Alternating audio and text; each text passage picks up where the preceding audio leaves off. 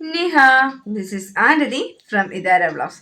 കുറച്ച് ദിവസമായല്ലേ നമ്മൾ ഇങ്ങനെയൊക്കെ കണ്ടിട്ടും എൻ്റെ ചാനലൊന്ന് അനങ്ങിയിട്ടും. എന്ത് ചെയ്യാനാ ഗൈസ്, തിരക്കാണ്. കാരണങ്ങൾ വീണ്ടും വീണ്ടും ഞാൻ പറയാം, പുറകെ ഞാൻ പറയും. ഇടയ്ക്കിടയ്ക്ക് ഇനി വ്ലോഗൊക്കെ കാണുള്ളൂ. കാരണം ഞാൻ മടുത്താ വരുന്നത്, ഒന്നാമത്തെ കാര്യം. കാരണം ഇപ്പം സമയം ഏകദേശം 8:30 ആയിട്ടുണ്ട് രാത്രി. ഈ വ്ലോഗ് എടുക്കുന്ന സമയമേ ഞാൻ എഡിറ്റ് ചെയ്ത് അങ്ങ് ഇടുകയാണ്.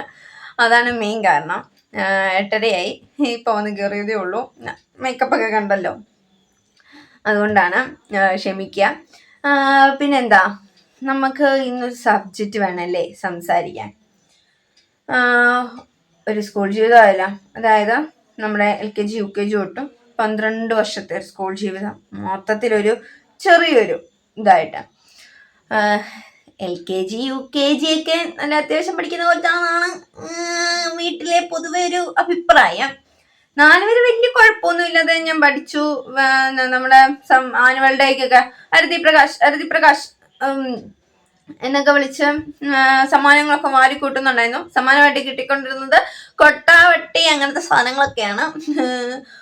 കുറെ വള്ളിക്കൊട്ട ഞാൻ വീട്ടുകാർക്ക് ലാഭിപ്പിച്ചിട്ടുണ്ട്. കാരണം എന്താന്ന് വെച്ചാൽ ഇനിയല്ലേ സമ്മാനം, എന്ത് ഈ കൊട്ട മാത്രം. പിന്നെ അത് കഴിഞ്ഞപ്പം പിന്നെന്താ, ഒരു 5-6 ചെറുതായില്ല, ഇച്ചിരി നന്നായിട്ടങ്ങ് ഉഴപ്പി.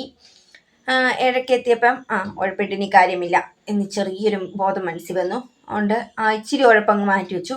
ഒരു 100% ഒരു 30% ഉഴപ്പങ്ങ് മാറ്റി വെച്ചു. ബാക്കി ഉഴപ്പി, മനസ്സിലായില്ലേ? എന്നാലും എല്ലാ വിഷയങ്ങൾക്കും ജയിക്കും കേട്ടോ. പിന്നെ അത് കഴിഞ്ഞിട്ട് 8 ഇതുപോലെയൊക്കെ തന്നെ 30 എന്നുള്ളത് ഒരു 60% ബാക്കി 40% ഉഴപ്പുണ്ടായിരുന്നു.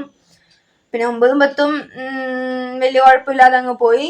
9 വലിയ കുഴപ്പമില്ലായിരുന്നു, 10 ഒട്ടും കുഴപ്പമില്ലായിരുന്നു എന്ന് ഞാൻ പറയുന്നില്ല. കാരണം ഞാൻ പറഞ്ഞല്ലോ 10ാം ക്ലാസ്സിലൊരു കഥ.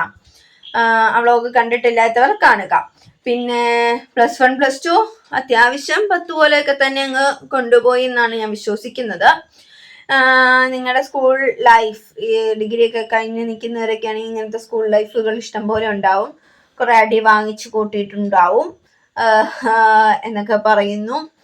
അപ്പൊ എന്താ ഇത്, കാരണം ഇങ്ങനെ ഒരു എന്തെങ്കിലും ഒരു ഇത് വേണമല്ലോ നിങ്ങൾക്ക് കേൾക്കണമെങ്കിൽ. അതുകൊണ്ടാണ് ഞാൻ ഇങ്ങനെയൊക്കെ ഞാൻ പറഞ്ഞത്.